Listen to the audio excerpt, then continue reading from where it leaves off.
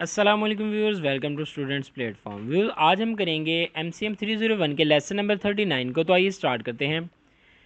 Disappointing news letters को हम पढ़ रहे हैं। आज हम इस पे पढ़ेंगे refusing request for a favour. किसी ने आपसे फेवर की रिक्वेस्ट की है और वो आप इसे इनकार करना चाहते हैं, तो आपने इसे डायरेक्ट इनकार नहीं करना। अगर आप ऐसा करेंगे तो सामने वाले पर बुरा असर पड़ेगा। इसके अंदर है रिफ्यूजिंग आ रिफंड। अगर आपसे किसी ने फ़ंड मांगा है और तो आपने इसे फ़ंड देने से इनकार करना है, तो आप इस तरीके से बात करेंगे कि हमें बहुत खुशी हुई, आपने हमसे फ़ंड मांगा, लेकिन आप लेट हो चुके हैं, हम पहले ही दूसरी कंपनी को फ़ंड दे चुके हैं। नेक्स्ट टाइम हम पूरी कोशिश करेंगे कि आपको फ़ंड दें। आगे है रिफ्यूजिंग अ क्लेम।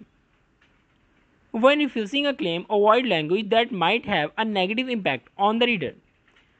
अगर आपने कोई चीज़ सेल करी कि इसमें मसला आ गया, तो जिस बंदे ने चीज़ ख़रीदी थी इसने क्लेम कर दिया।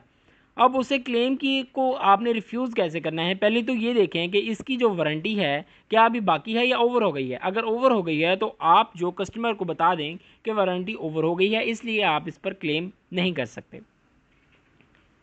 आगे है डिक्लाइनिंग एंड इन्विटेशन।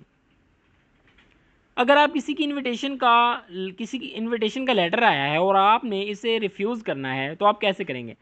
आपने कहना है कि आपने हमें पहले इस काबिल समझा कि अपने फंक्शन पे इनवाइट किया। यह हमारे लिए बहुत बड़े एजाज़ की बात है, लेकिन हमारा एक और फंक्शन जो कि सेम टाइम पर है, इसीलिए हम आपके फंक्शन पर नहीं आ सकते।